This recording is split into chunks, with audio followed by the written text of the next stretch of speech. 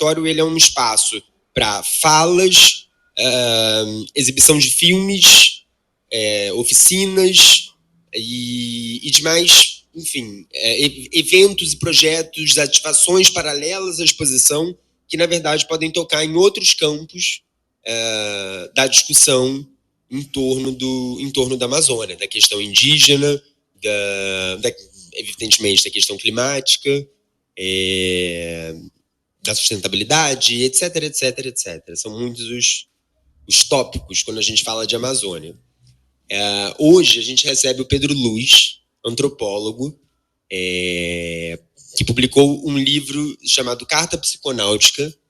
E eu lembro que no ano que esse livro foi publicado, muita gente... teve um burburinho muito grande, e é um livro publicado pela editora Dante, da Ana Dante, que também é uma parceira, de certa forma, desse projeto, do Instituto como um todo, coordena o Selvagem Ciclo de Estudos. Então a gente vai fazer uma brevíssima apresentação do livro. Eu não me apresentei, né? Eu me chamo Vitor, eu sou curador, eu sempre esqueço e falo só no final. Eu me chamo Vitor, eu sou curador aqui do Instituto Inclusarte. O Henrique Rondinelli, pesquisador, é o co-curador, co-coordenador, todas as coisas desse projeto junto comigo. E ele vai introduzir brevemente o livro e a gente vai ter uma fala do Pedro de aproximadamente, a gente costuma fazer aqui de 40 a 45 minutos. E no fim a gente sente se a gente abre para perguntas, se o convidado permite, se tem perguntas, e por aí vai. Tá bem? Muito obrigado, mais uma vez, pela presença de todos.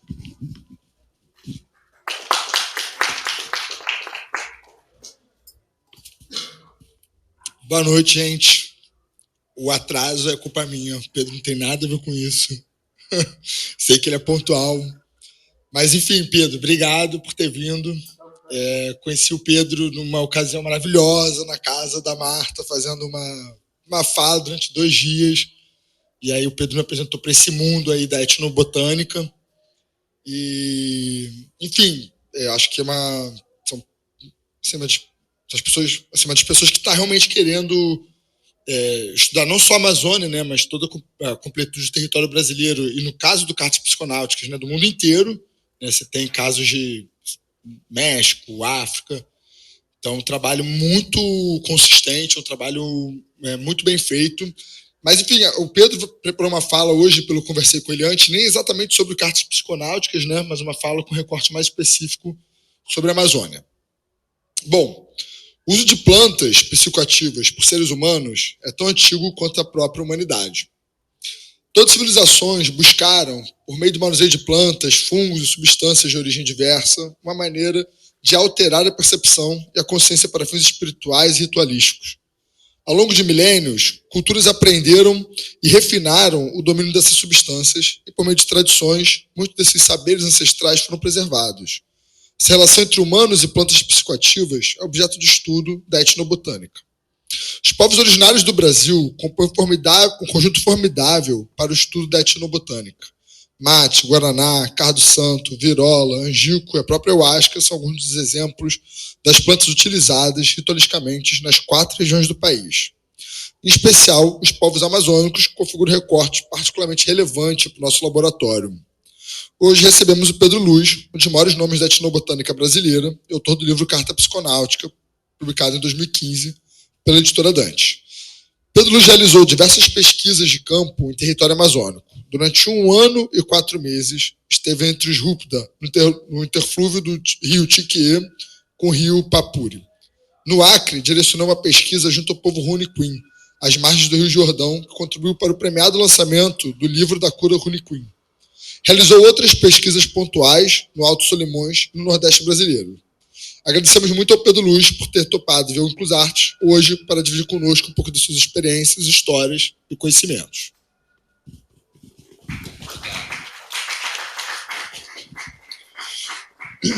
Boa noite a todos, né? Em primeiro lugar, agradeço o convite, Henrique, Vitor, ao espaço, né? Uma honra estar aqui, participar desse projeto.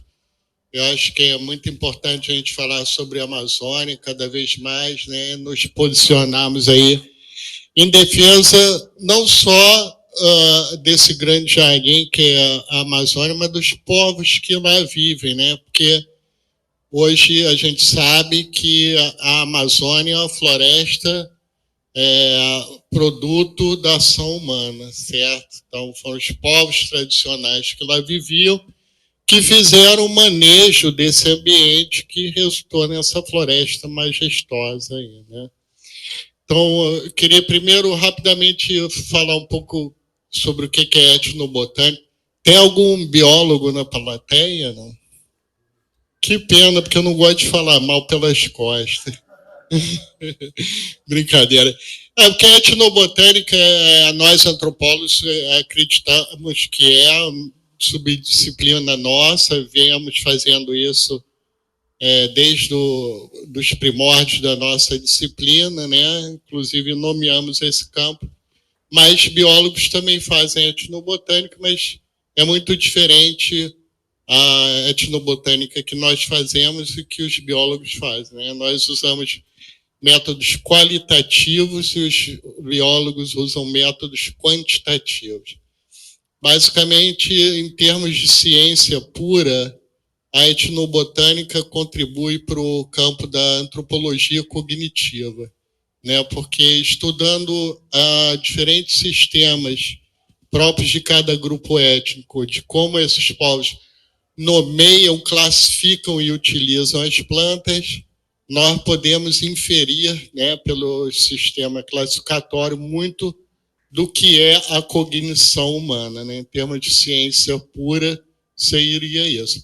Em termos de ciências aplicadas, de estudos etnobotânicos, vem conhecimentos importantíssimos para a humanidade a partir do olhar científico sobre o conhecimento tradicional, né? Para dar um exemplo dos Rúpida, né, esse povo que eu estudei mais tempo, eles fazem o curare, que é um veneno de caça, e somente na década de 60 que um biólogo italiano chamado Ettore Bioca desvendou o mistério do curare justamente entre os Rúpida, né?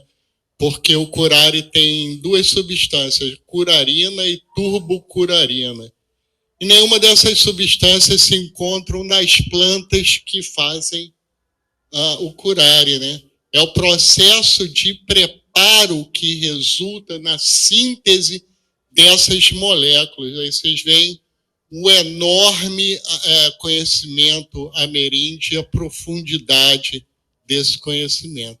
Muito bem, turbocurarina e a curarina são usados em cirurgias cardíacas em todo o mundo, porque é relaxante muscular. Movimenta esse comércio centenas de milhões de dólares. Centenas de milhões de dólares. Pergunto a vocês, quantos desses milhões de dólares aí vai para os Rúpida lá em royalty pelo conhecimento dele? Imagino que vocês já saibam a resposta. Bom, enfim, então faço etnobotânica, gosto muito disso. Na minha dissertação de mestrado, eu fiz um estudo comparativo sobre uma das plantas psicoativas mais importantes e conhecidas da Amazônia, que é a Banisteriopsis caapi, né? No meu caso, eu estudei a Banisteriopsis caapi e espécies congêneres, né? Entre grupos de língua pano, arauáque, tucano e puinave do noroeste da Amazônia. Tive a oportunidade de fazer trabalho de campo entre grupos de todas essas línguas aí, graças a Deus.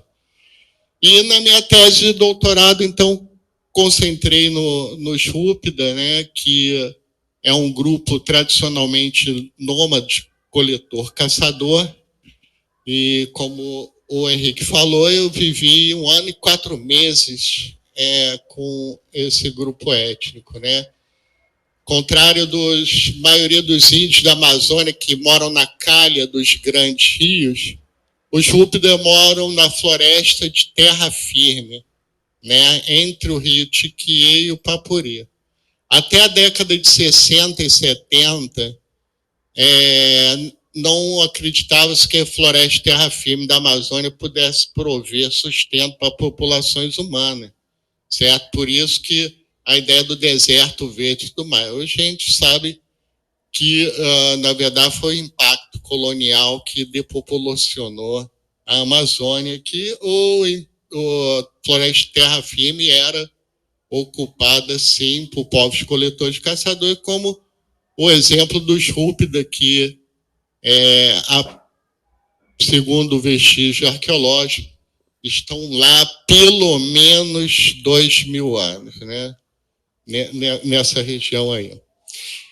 Muito bem, falar sobre o uso de plantas psicoativas na Amazônia, primeira reflexão que a gente deve ter é em relação à antiguidade desse uso, certo? Tem um autor que chama Weston Labarre, que, refletindo sobre a diversidade do uso de plantas psicoativas no continente americano, né, ele chama atenção para o fato que descobertas recentes vieram a confirmar que, hoje a gente sabe que todos os povos ameríndios, todos os grupos indígenas das 3 Américas descendem de populações paleossiberianas que cruzaram o Estreito de Bering. Hoje a gente sabe que não foi uma onda só, foi mais de uma onda que essa população veio a ocupar a América. E sabemos também que alguns desses povos fizeram o caminho de volta, certo? Não só os paleossiberianos entraram pelas Américas, como povos americanos voltaram para a Sibéria, né? Essa descoberta mais recente aí, né? Então, esses povos que cruzaram o Estreito de Bering e vieram a povoar as Américas, eles eram um povo cuja visão de mundo e práticas culturais era fortemente influenciado por um sistema simbólico chamado xamanismo. Então, esses povos eram povos que praticavam o xamanismo, e nós sabemos que era a base desses ritos xamânicos um cogumelo chamado Amanita muscaria, certo?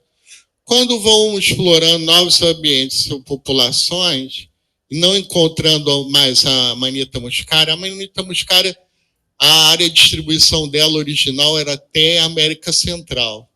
Hoje, por várias circunstâncias, devido à ação humana, nós encontramos a Amanita muscaria até no Rio de Janeiro, na Petrópolis, Teresópolis. Mas, enfim, como principal instrumento para a prática do xamanismo era um fungo psicoativo, esses povos começam a experimentar na flora local, a partir do momento que não encontram mais a Amanita muscaria, novas fontes dessa possibilidade de atingirem o transe, né? Novas plantas, fungos, etc. Então, o uso de plantas psicoativas na Amazônia é tão antigo quanto a ocupação da Amazônia, certo? Isso faz parte da cultura desses povos, um xamanismo baseado no transe induzido por plantas e fungos psicoativos. Nós temos provas arqueológicas para corroborar a antiguidade de muito das plantas que são usadas até hoje na Amazônia. Por exemplo, a ayahuasca, Banisteriopsis caapi. Encontrou-se uma panela utilizada no preparo da ayahuasca no Equador, que é uma região que não ocorre a planta, né? Então, a gente sabe também que esses povos eram ligados por amplas redes de trocas comerciais e simbólicas, de tal maneira que a ayahuasca era usada nos Andes, muito longe da floresta amazônica onde ocorre. E a panela foi datada em 5.000 anos. Acontece que na Amazônia não favorece muito a preservação de vestígios arqueológicos. Por isso que prova do mais antiga do uso na prova da Amazônica, você encontra muito longe da Amazônia esse vaso aí equatoriano com 5.000 anos de idade. Bom, outra coisa que chama a atenção em relação ao uso do planta psicoativa na Amazônia é a diversidade desse uso, né? Experimentando continuamente a flora do ambiente em que exploram os povos coletores caçadores, eventualmente se defrontaram com plantas que têm ação notável na psique, provocando visões e outros efeitos. Então, essas plantas eram imediatamente incorporadas no panteão, né, das divindades ou das forças desses povos. Então, você tem aí uma diversidade muito grande de plantas e fungos sendo usados de maneira a alterar a consciência, notadamente induzir o transe, como também você tem a diversidade de usos muito grande. Porque quando a gente fala de uso de plantas psicoativas, a maioria das pessoas remete esse uso ao uso mágico-religioso dentro do contexto xamânico, para indução do transe, para permitir o contato com esses entes poderosos, né, que vão, então, promover a cura e tudo mais. Mas, pessoal, como todo e qualquer povo do mundo, o pessoal não só fica doente e reza, tá? O nego faz festa e se diverte também, né? Então, muitas dessas plantas aí lograram ter um uso em diferentes contextos, para além daquele ritualístico dentro da prática do xamanismo, né? De maneira recreacional, secular, por assim dizer, né? Ocasiões sociais, como festas, né, que marcam o ciclo da vida do sujeito, né? Então, o uso é muito diverso, tem diferentes contextos de utilização. Então, a ocasião do uso dessas plantas psicoativas o mais notável, que nos chama mais atenção, é durante a cura xamânica. Aí é preciso a gente ter a perspectiva de que na cultura desses povos que praticam xamanismo com transe induzido por plantas, fungos psicoativos,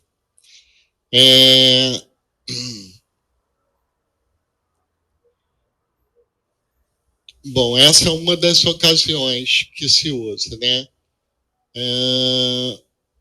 Que nós temos mais no senso comum, assim, notícia. Mas, como eu falava, em outras ocasiões também se usa em festa e tudo mais, né?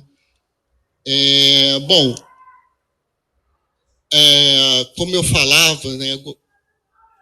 A gente tem a ideia que o doente toma o remédio, mas entre os povos nos rituais xamânicos, é o médico que toma o remédio, é o xamã que vai tomar essa planta para ter as visões nas quais, então, ele vai detectar a causa daquela doença e o caminho de reconciliação do indivíduo com essas forças poderosas para que recupere a saúde.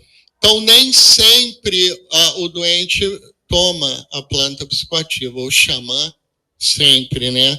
E essas diferentes ocasiões de consumo dessas plantas psicoativas, elas requerem um preparo, né? Um preparo do indivíduo para o encontro com a planta.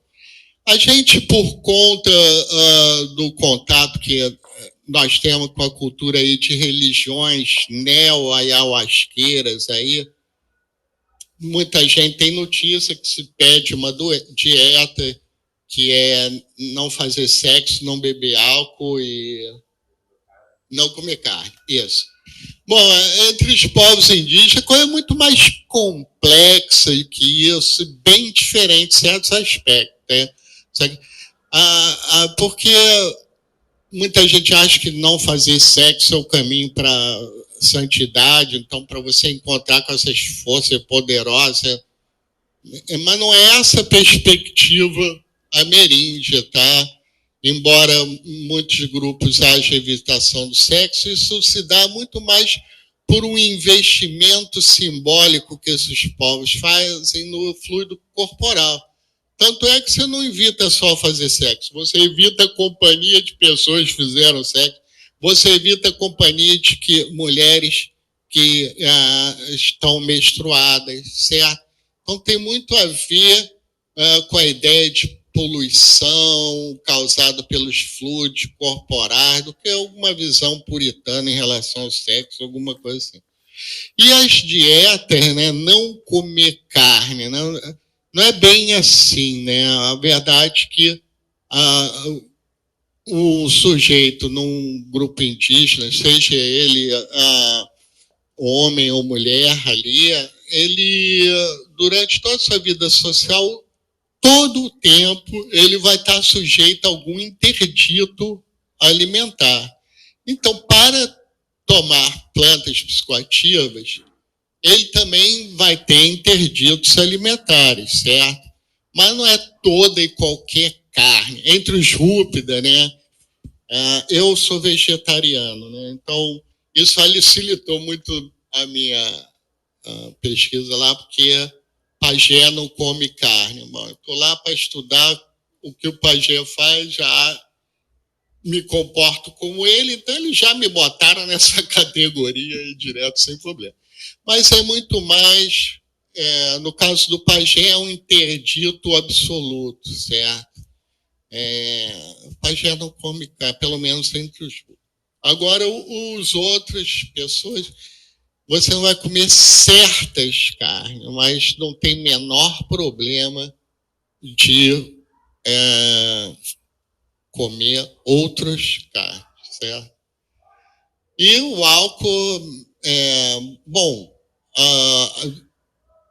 os povos amazônicos fazem bebidas alcoólicas e não há nenhum interdito quanto ao consumo delas, junto até mesmo na mesma festa, na mesma ocasião, que a ayahuasca, por exemplo, ou outras plantas psicoativas.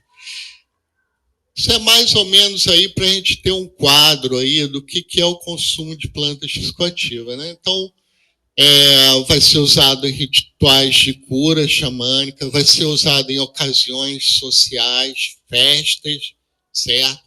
E vai ser usado também recreacionalmente, né? Pelo puro deleite das visões. Eu vou falar um pouco mais sobre isso. Agora eu queria trazer para vocês agora um panorama do uso de plantas psicoativas na Amazônia. Posso levantar ou tenho que ficar sentado? O cara, quando é professor, dá aula andando, né? E eu queria começar com uma das plantas que, assim, não se fala muito dela, ou não é tão conhecida, que é a brugmância, né? Que nós chamamos de lírio do delírio, trombeta dos anjos, vários nomes todo ano jovens brasileiros dão entrada em hospitais públicos de norte a sul, de leste a oeste do país, intoxicados por brugmância só-violens ou datura metel, datura meteloide, enfim, que datura e brugmância foram separados em 2 gêneros, mas já foram um gênero só. Aí deu-se às daturas arbóreas o nome de brugmância. E essa é a primeira planta que eu queria falar para vocês, a brugmância, né, que ela é usada na Amazônia Ocidental. Aí eu vou trazer 2 grandes exemplos do uso da brugmância. Um é a maicoa, que é pelos povos záparos, Shuar e Achuar, né? Nós achamos que nossa sociedade é violenta, né? Sociedade violenta, vocês concordam com isso? Vocês precisam conhecer a sociedade do Shuar, né? Violência lá é atônica. Para começar, eles não formam aldeia. As famílias vivem isoladas na floresta uma da outra. Se 2 homens se encontram, eles jamais podem se olhar nos olhos. Olhou no olho, um dos 2 vai sair morto dali, certo? Muito bem, os Shuar tomam a maicoa em muitas ocasiões da sua vida social. A vida do Shuar é toda permeada pelo consumo dessas substâncias. A substância, essa planta contém alcaloides no grupo tropano, como iociamina, escapolamina, atropina, são muito perigosos, tá? Eles agem no sistema colinérgico da acetilcolina. Qual é o perigo? É porque essas substâncias controlam funções vitais no nosso corpo, né? Como batimento cardíaco, respiração. E esses alcaloides têm ação anticolinérgica, né? Vou inibir aí a ação da acetilcolina, que numa dose um pouquinho maior do que a dose que se deveria tomar, é vela e caixão, né? Muito perigoso. E outra característica desses alcaloides é que eles causam delírio temporário e amnésia permanente, né? Causa lesão tal no cérebro que você não lembra ou lembra muito pouco da experiência depois, né? Bom, o Shuar e a maicoa, né? Primeiro, para você, o rito de iniciação lá, para você deixar de ser criança e virar homem, né? Adulto, no caso do rapaz, né? Do menino, eles perdem a criança na floresta, do lado de uma cachoeira, e dão-lhe trombeta para tomar e vaza todo mundo. Aí tem que chegar de volta agora. Então, pode ver que são momentos de passagem muito forte, né, que se toma maicoa. E ela é muito usada também na busca do Arutã, que é o seu espírito pessoal, a visão da sua essência lá. Então, durante toda a sua vida adulta, em diversas ocasiões, para reafirmar a sua identidade, né, você vai tomar a maicoa. E dão também com castigo das criancinhas. Criancinha rebelde, está dando problema, dá-lhe um copão. E aí o garoto está lá naquela, e o nego já dá-lhe um esporro também, que é para, né, reforçar o negócio. E aí o outro lugar que usa lá, chamado de toé, mas também espécie no gênero brugmans, ali a região de Benjamin Constant, Tabatinga, Alto Solimões, fronteira com a Colômbia. Dos 2 lados da fronteira, você tem grupos indígenas que tomam o toé. Tive a oportunidade de ter estado lá, e de ter feito entrevistas com alguns nativos que usavam a planta, que pude aprender alguma coisa. Então, agora, a brugmansia também é usada lá em Quixoar, como eu falei, pelo puro deleite das visões, né? E fico me perguntando como, né? Porque depois você lembra muito pouco da experiência.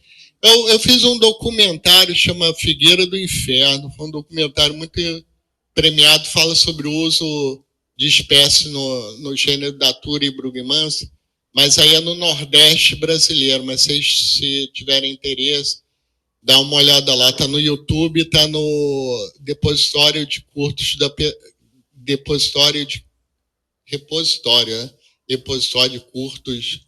da Petrobras, Figueira do Inferno, bem interessante. Bom, outra plantas que eu queria falar são aquelas que são usadas em inalantes, né?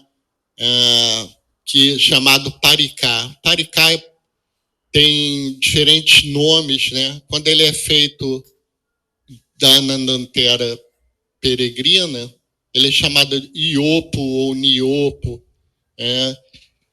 E a Anandanthera peregrina é uma leguminosa da Amazônia com ampla distribuição, né, cujas sementes contêm dimetiltriptamina, que é considerada a substância que mais causa visões, né. Então, as sementes são secas, torradas, pulverizadas e inaladas, né. Os rúpidas são vizinhos de um povo chamado tucano que usam a Anandanthera peregrina, né, chamam de virromacê, o sêmen do sol, né? Então, tem um papel simbólico muito grande o paricá na cultura tucana. E é interessante, né, porque eu falava antes da antiguidade do uso de plantas psicoativas, e esse gênero Anandanthera, ele tem uma outra espécie chamada Anandanthera colubrina, variedade sibil. Ela não ocorre na Amazônia, mas ela é a planta psicoativa que tem o maior uso contínuo pelo mesmo povo até hoje.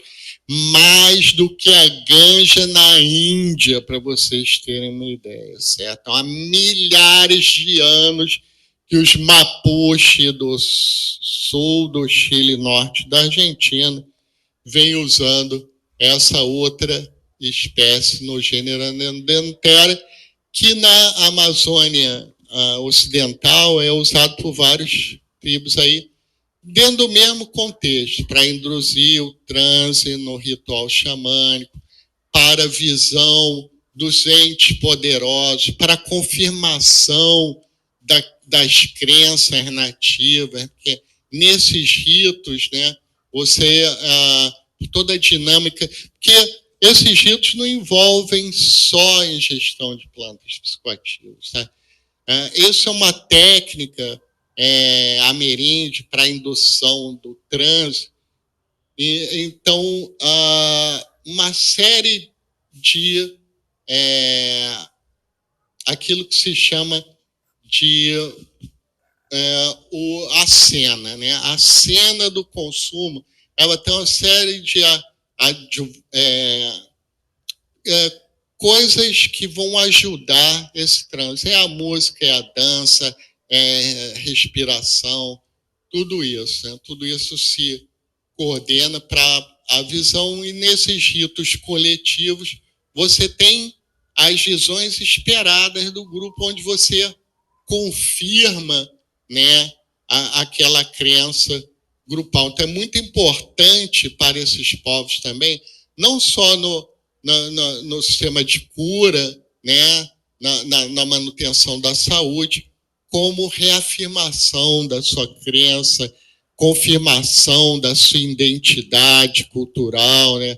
Faz parte do que é ser um tucano inalar o virromacê, né? Os rúpidas, eles fazem paricá de uma outra planta que é também usada pelos Yanomami, que é espécie no gênero Virola, né? A Andenantera, chamado angico, né? Como eu falava, a semente é seca, pulverizada e inalada. No caso da virola, é uma árvore que dá beira de igarapé, muito bonita, a árvore que tem uma casca lisa, muito chama bem a atenção. E você faz um corte corte paralelo, puxa a casca. Ali na entrecasca, a planta vai começar a exudar uma resina vermelha, né? Essa resina, então, é seca, pulverizada e inalada.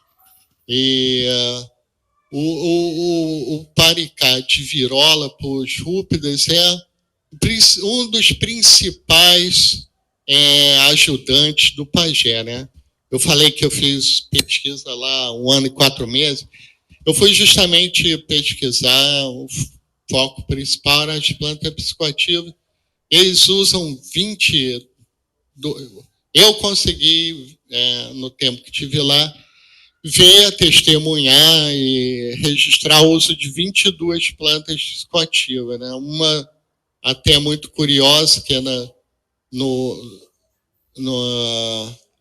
família orquidácea, muito raro orquídeas psicoativas, mas tem, né?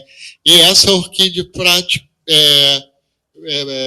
era bem notável, porque era espécie nova para a ciência, né? Então, o que não é difícil, tá? Você fazer pesquisa etnobotânica na Amazônia, se deparar com espécies ainda não descritas pela ciência. Mas, dentre esse vasto arsenal que eles tinham à disposição, 22 plantas psicoativas, o principal ajudante do xamã era um ser que ele tem a visão quando inala o paricá de virola, né? Então, é interessante que eu falava com vocês como as visões confirmam as crenças e são compartilhadas, né? As pessoas veem a mesma coisa, certo? E com o paricá de virola foi muito marcante para mim, porque eu tive a visão que eles falaram que eu ia ter. Realmente vi o Shenhet, que é o ser e tal. Muito interessante. Nós temos outros paricás também, que são plantas que contêm DMT, que são secas, pulverizadas e inaladas, né? Isso porque o DMT é inativo oralmente, então ele tem que ser fumado ou inalado. Os mapuche, eles fumam as sementes, e lá na Amazônia inalam. E foi muito significativo para mim ter... Eles usam também a ayahuasca, né? Os rúpidas, mas eu falava que tem outras plantas que também são usadas para fazer paricá, porque contém DMT, mas que o uso se perdeu porque o grupo indígena foi exterminado, né? Desapareceu, ou porque caiu no esquecimento. Mas, a maior parte das vezes, o povo que fazia uso caiu vítima de doenças ou foi deliberadamente exterminado. E uma dessas plantas é possivelmente a de Morphandra parvifolia. Esse uso paricá é muito curioso porque, como eu falava, eles usam outras ocasiões também, essa não só na cura xamânica. E essa planta aí era usada em rituais rituais sadomasoquistas de sexo grupal, mas Pensa só, o nego se chicoteava com cipó lá, todo mundo, até sair sangue, cheirava os carreirão daquilo, depois ia todo mundo transar, tipo, ninguém de ninguém, né? Imagina, esse grupo aí, a gente só tem notícia. Isso aí. Então, né, o Paricá ele é muito importante, tem um complexo de uso aí grande, né? Sempre tem um papel muito central na cultura dos povos que usam ele, né? Aí eu queria falar agora sobre uma planta. Na década de 80 se usava muito, né? Chega aqui no Rio de Janeiro, você tinha lojinhas que vendiam bebidas preparadas. Então, sabe o que eu estou falando? Paulínia cupana, o guaraná, né? O guaraná é uma planta psicoativa muito importante para diversos grupos, notadamente Saterê Maué, né? E hoje em dia ninguém mais toma guaraná em pó. Na década de 80 todo mundo tomava guaraná. Agora acho que é energético aí que o pessoal toma. A Paulínia cupana, variedade sorbilis, né?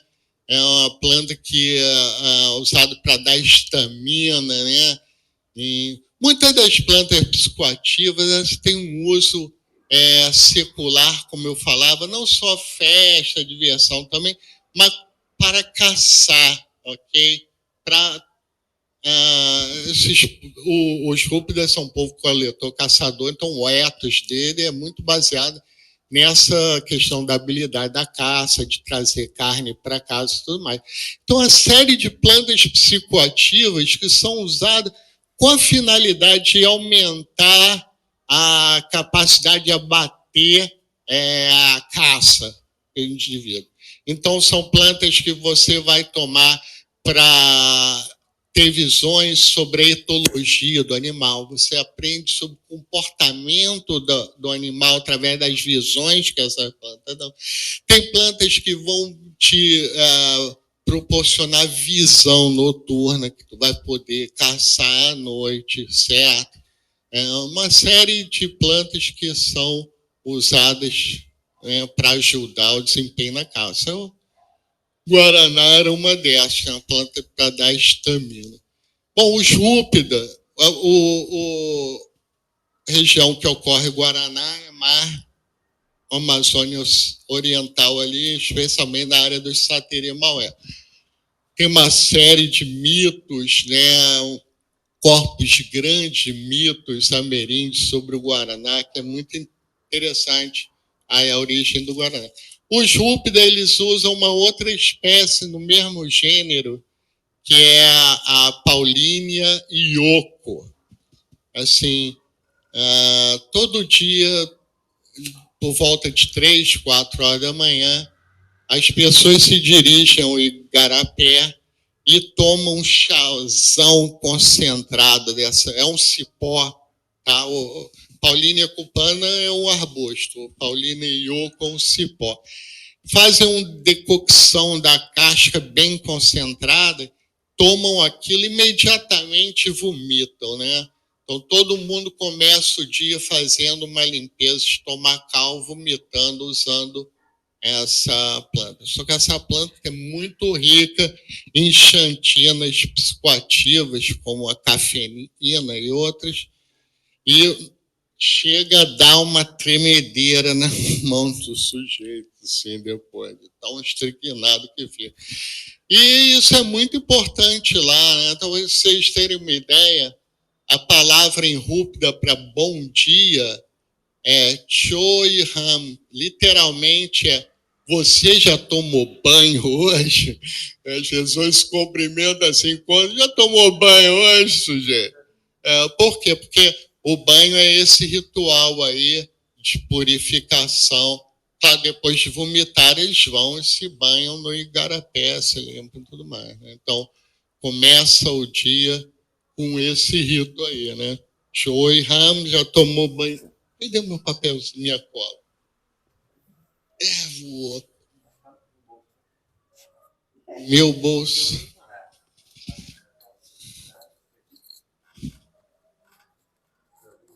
tá aqui. Sem cola não vai. Bom, outra planta é um estimulante também, que é o ipadu, a coca amazônica, os rúpida, todo dia 3 horas da tarde, 4 horas da tarde, depois que os homens já tinham cumprido todas as suas atividades diárias, você ouvia na aldeia o barulho do pilão, né? Era o ipadu sendo pilado, né? A folha da coca amazônica, Erythrocylum coca variedade ipadu, ela é seca, torrada, pilada, pulverizada bem fino, coada, né, no entrecasca de uma árvore lá, e acrescenta-se a cinza da folha da imbaúba, porque na folha de coca tem o alcaloide básico, que é benzilmetil-equigonina e equigonina. Você precisa reagir com uma substância alcalina para gerar o sal, né, cloridado da cocaína, que é absorvido pela mucosa, está solúvel em água e absorvido pela mucosa. Sem isso, não faz efeito.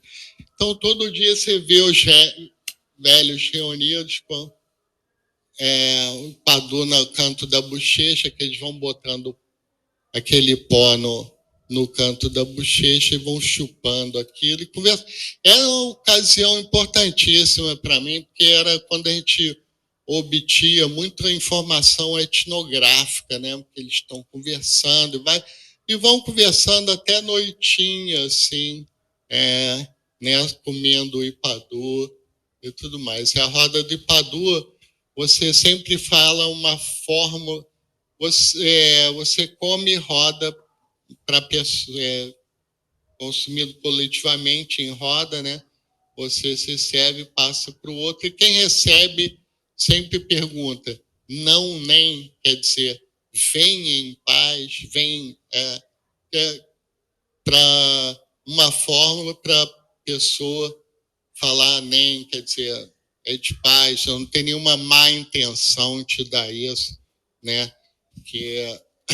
Enfim, a coca amazônica, o ipadu é muito importante em muitos grupos, né? Muito utilizado lá na Amazônia Ocidental para uma variedade de grupos imensa. E entre os grupos da coca, né, a energia da coca, ela é vista como uma corda que amarra os 3 planos da existência: o mundo subaquático, o mundo terreno da aldeia e o mundo celestial. Então, os 3 mundos são unidos pela energia da coca, né?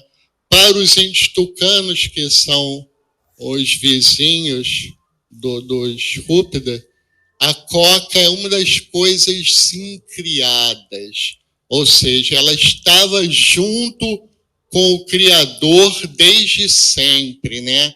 O Criador, ele sentou, fumou o charuto, usou a coca, e aí ele criou o mundo. Mas a coca é incriada, está aí desde o início, desde antes da criação, junto com o Criador, né? Vocês terem uma ideia da importância cultural que tem o ipadu, então, para esses povos, né? Uma outra planta psicoativa que a gente gostaria de falar, e muita gente não tem ideia de que é psicoativa, né? O cacau.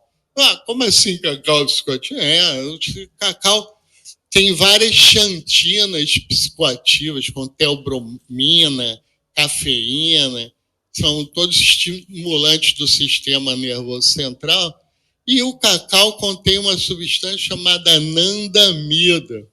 A anandamida é um neurotransmissor natural e é nos sítios receptores desse neurotransmissor que o THC age, certo? O THC só age no nosso cérebro por conta do sistema endocannabinoide ter esse sítio receptor da anandamida, que é um neurotransmissor natural, né? Então, o cacau é interessante falar sobre ele. Agora está na moda, já vi aí vídeo nego cheirando carreira de cacau, fazendo cerimônia de cacau puro, não sei o que e tal, né? Está na moda aí. O cacau é interessante porque ele é uma planta de introdução relativamente recente na Amazônia, embora pré-colombiana ainda, certo? E é curioso porque 70% dos grupos da Amazônia que usam o cacau chamam pelo mesmo nome, cacau, certo? Então, isso mostra que a difusão do uso do cacau é recente, mas foi muito rápida, certo? São poucos grupos que desenvolveram nomes próprios na sua língua. 70% vão se referir ao cacau como cacau, né? Eu tenho que deixar essa cola em algum lugar que eu não esqueça. Bom, o próximo é uma planta que a gente também não tem muita ideia, porque a nossa sociedade deu uso secular para ela, que é o tabaco, né? O tabaco, mas o tabaco é um dos principais veículos, né, de cura xamânica, de indução ao transe. É claro que quando a gente está falando aí do tabaco, não está falando de fumar cigarro, né? O xamã, ele fuma charutos imensos, ele engole a fumaça. Estou descrevendo aqui diferentes técnicas de diferentes grupos, tá? Os grupos fazem um xarope, concentram a nicotina numa resina grossa, você põe o dedo e lambe. E alguns desses xamãs tomam doses heróicas, né? Doses que poderiam facilmente levar alguém ao óbito, né? Com a intenção de induzir o transe. Entre os rúpidas, o tabaco, não há cura xamânica sem tabaco, certo? Então, sempre o pajé vai fumar um cigarro e te soprar aquela fumaça para conduzir as energias ali que vão estar envolvidas na sua cura. Uma outra planta que eu queria falar, uma que muito em breve, se Deus quiser, o STJ e o STF aí vão estar permitindo a gente plantar em casa, que é a cannabis. Como assim? Tem grupo indígena que usa cannabis? Tem bastante, certo? Mas a maioria dos senso comum acha que foram os africanos que introduziram a cannabis no Brasil e outros lugares das Américas, depois da conquista, quando vieram para cá escravizados, tudo isso. Mas a verdade é que o velame e o cordame das caravelas eram feitos de cânhamo. Português plantava maconha onde ele chegava no mundo, porque senão não tinha fibra para reparar a vela ou a corda quando estivessem voltando. Onde parava já fazia plantação de cana. Só que, né, então a gente tem de fato, os africanos trouxeram cannabis, eles já tinham o uso da cannabis lá no continente africano, trouxeram para cá, introduziram linhagens ricas em THC, ao contrário do cânhamo, que não tem nenhum. Mas, pasmem os senhores e senhoras, ao sul do Chile, próximo à Argentina, nós temos um sítio arqueológico, uma caverna onde foram achadas pinturas rupestres. O pigmento dessas pinturas foi datado em 12 mil anos atrás e foi encontrado THC. THC, que é o princípio ativo da cannabis. Acredita-se que as pessoas realizavam ritos dentro dessas cavernas, né, onde essas pinturas deviam ter algum envolvimento simbólico na questão do rito ali, né, remetendo à crença do grupo e tudo mais, no quais eles consumiam cannabis olhando aquelas pinturas, tá? O fato é que nós temos vários grupos indígenas nas Américas que fazem o uso da cannabis muito antigo. Alguns desses grupos têm o registro do século XVII, relatos de viajantes falando sobre consumo de cannabis que já era conhecido na Europa, né? Desde a primeira cruzada. Enfim. Então, alguns grupos se destacam no uso da cannabis na Amazônia. Se considerar aí Maranhão como parte da Amazônia legal, tem os povos Guajajara lá, que usam eles da mesma maneira que o tabaco para induzir o trânsito durante ritos de cura e tudo mais. E você tem os Saterê Maué, que eu já falei antes, famosos pelo Guaraná, que tem um uso tradicional da cannabis documentado também há muito tempo. E temos os Mura, né? Os Mura tem um documentário aí, foi feito pelo mesmo colega que fez o outro documentário da Datura comigo. Esse da cannabis entre os Mura chama Dirijo. É muito interessante, fala sobre a história do uso. Quando a frente de expansão colonial chega aos Mura, já encontra eles fumando maconha, só que eles não sabiam que estavam fumando maconha, certo? Que para o branco aquilo era maconha. Era parte da cultura deles, chamavam de Dirijo, né? Um documentário bem interessante. Acho que vocês vão gostar. Bom, finalmente aqui chegamos na ayahuasca e aditivos a ela, né? Bom, a ayahuasca é espécie no gênero Banisteriopsis, né? Se usa mais de uma espécie, né? É a planta mais conhecida porque logrou escapar ao uso ameríndio. Outras plantas não fizeram isso, certo? Mas a ayahuasca fez isso. Hoje nós temos aí várias... não só religiões neo-ayahuasqueiras, também como grupos independentes, curadores, terapeutas, etc. e tal, usando a ayahuasca, né? Agora, é interessante que o uso indígena, né, como eu falei, já esse foi a maior parte do meu estudo, foi esse, né, em torno da ayahuasca. Usado para rituais de cura, né, ritos xamânicos, mas usado também em ritos de iniciação, em ocasiões festivas, né? Agora, é interessante que a ayahuasca, o cipó, Banisteriopsis capi, é preparado com o acréscimo de várias outras plantas. Entre elas, a gente encontra a brugmansa, alguns grupos fazem a ayahuasca com brugmansa, e plantas que contêm DMT, a principal, sendo a Psychotria viridis, mas também tem a Diplopteris cabrerana e tudo mais. Mas muitas outras plantas também entram, certo? Plantas que vão mudar a qualidade da experiência, plantas que vão interferir no processo de saúde que se visa sanar no paciente, né?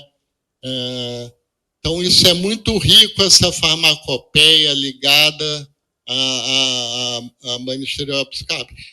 Agora é interessante, porque o cipó, ele contém um alcaloide que chama dois alcaloides, três alcaloides, armina, armalina e tetraidroarmina.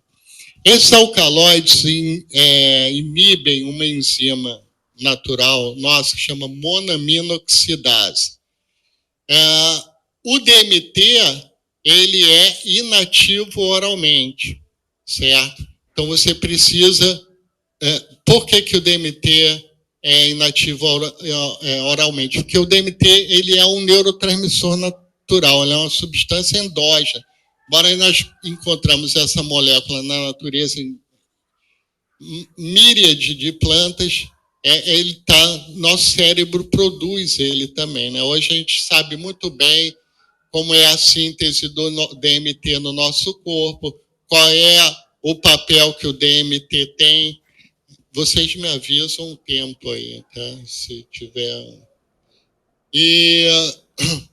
Então, durante muito tempo, né, foi assim uma questão, acho que ainda é para algumas pessoas, como que eles tiveram a ideia de juntar essas duas plantas, porque só juntas elas fazem efeito, né?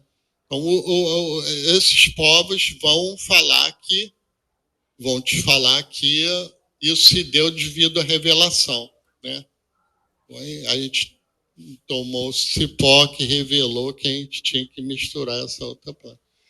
Mas a verdade é que, como eu falei, eles estavam continuamente experimentando com a flora do ambiente. Não só isso, como eles sabiam o que procurar, certo? Os povos não são bobos. Eles sabiam exatamente identificar qual planta que potencialmente poderia ter. Isso, o DMT tem um cheiro muito característico. Tem uma planta do Nordeste brasileiro, chama Mimosa hostilis, que ela é a maior fonte natural de DMT, né? E está no entrecasca, esse alcaloide. Você puxa, você sente aquele cheiro da molécula de metiltriptamina. Não só isso, né, mas vários outros, porque o nosso sistema classificatório das plantas ocidental é muito devedor à visão, né? A gente diz que uma planta é essa ou aquela, de acordo com a morfologia da planta. A taxonomia indígena usa muito outros fatores do que só o aspecto da planta. O cheiro dela, o gosto dela, o som que ela faz quando é percutida. Tudo isso dá uma série de indicativos para esse povo de onde está a coisa, onde procurar, certo? Então, não precisamos recorrer à intervenção do sobrenatural para entender como que esses povos chegaram a misturar essas duas plantas, né? Bom, na Amazônia Ocidental, a gente tem aí o uso da Banisteriopsis caapi, outras espécies desse gênero. E na Amazônia Ocidental, a gente tem um outro cipó em outro gênero chamado Cabiparaensis, né? Da mesma maneira que se formou um complexo de crenças e práticas em torno do cipó, da ayahuasca, Banisteriopsis caapi, na Amazônia Ocidental, também na Amazônia Oriental em torno do Cabiparaense. O problema é que os grupos da Amazônia Oriental têm mais tempo de contato, muito dele não só tem mais tempo de contato, como foi um contato muito violento. Esses grupos foram reduzidos, né? Sabe o que é redução, né? Junta vários grupos, bota para andar até não sei aonde, agora vocês vão ficar tudo aí.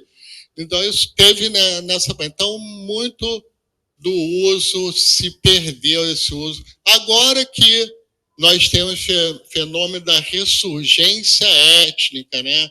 O Rio como Tapajós, as populações ribeirinhas estão voltando a reivindicar a sua identidade indígena, quem sabe também nisso, o Cabiparaense, mas é usado até hoje, tá? E é usado na encantaria amazônica, né? Grupos de curadores, xamãs, mas já caboclo, né? Ribeirinho e tal, que acessam esse panteão de divindades aí com Cabiparaense. Curioso que eu tenho um amigo meu que é taxonomista e ele é feitor do Daime também, ele faz Daime para a igreja. E ele me falou que um dos varietais tradicionais da ayahuasca, usado pela Igreja do Santo Daime, na verdade é o cabe paraense. Se não me engano, agora esqueci, é tacacacato cunaré, um negócio assim. Por aí. Uma coisa interessante também em relação à ayahuasca, por exemplo, os Rúpida, eles distinguem 10 varietais diferentes de cipó. E cada um vai... esse aqui a gente toma para aprender a falar português. Esse aqui a gente toma para aprender a fazer cesta. Cada varietal desse, eles acreditam que vai proporcionar visões dessa ou daquela qualidade, ou que vai proporcionar o aprendizado dessa ou daquele conhecimento ou habilidade que é necessário. E alguns grupos conhecem um número grande de varietais, né, locais, cada um com uma ocasião para tomar. Tem o cipó do cantador, que vai fazer o cara cantar bonito nos ritos. Enfim, né? É muito rico isso aí. Bem mais complexo, mais rico do que o que foi reduzido aí nas igrejas ayahuasqueiras. Eu queria falar também para uma planta que está entrando na moda aí agora, né? Também, que chama-se Tabernaemontana sanarro, chamada sananga, né? Essa planta da Amazônia, ela contém alcaloides que você encontra em plantas da África, iboga, chama ibogaína, e outras alcaloides indólicos aí, semelhantes à ibogaína. E é curioso o uso do sanarro, da sananga, né, Tabernaemontana sananga, porque é feito na forma de colírio, né? Os Rúpidas usam muitas plantas psicoativas dessa maneira. Eles põem assim na palma da mão, amassa, com o dedão assim, vem aquele pingo e já, na hora já dá um colorido. Uma dessas plantas é a Tabernaemontana sanarro, né? Agora, o que a gente sabe disso, mas esse gênero, no Rio de Janeiro, é muito usado ornamental. Lá na Gávea é cheio, mano. É chamado de jasmim, uma florzinha branca, assim. Cuidado, não vou sair usando tudo que é jasmim aí, não, hein? Por favor. Então, Tabernaemontana tem esse alcaloide incrível, que é a ibogaína, que está hoje na crista da onda aí, no tratamento de drogadição, principalmente crack, cocaína e heroína, né? Enfim. Não vou falar da ibogaína porque ela é da África, mas na Amazônia a gente tem várias espécies nesse gênero, não só a sanarro, né, que tem esse uso psicoativo. Pedro, posso abrir para perguntas da plateia? Posso só terminar aqui com 3 coisinhas rápidas, tá? Todo mundo aí conhece o mate, né? Mate, carioca toma muito mate, a gente toma gelado. Lá no sul, toma quente, né? O chimarrão. Eu morei muitos anos no sul, 22 anos, região sul do país, e adquiri esse hábito do chimarrão. Chama-se Lex paraguaiense, né? O nosso mate. O que a gente sabe que na Amazônia tem outra espécie nesse mesmo gênero, né? Lá chama Ilex guaiusa. Ilex guaiusa, que é usado como estimulante para dar estamina e tudo mais. Rapidamente, para terminar, nós temos ainda o uso de cogumelos mescalínicos na Amazônia, certo? Os Xaranaua usam uma espécie de cogumelo que é epífita, né? cacto na Amazônia, em cima da árvore, e ainda dá onda esse negócio, né? Fantástica a natureza. E cogumelos psilocibínicos, né? Nós temos povos na Amazônia que têm um profundo conhecimento de fungos e chegaram a identificar fungos psicoativos. E também na Amazônia Ocidental, principalmente na parte da Colômbia, onde foi introduzido o gado vácuo, né? Você veio junto a Stropharia cubensis, e esses grupos indígenas adotaram o uso da Stropharia cubensis, né? Grupos colombianos. Então, era isso.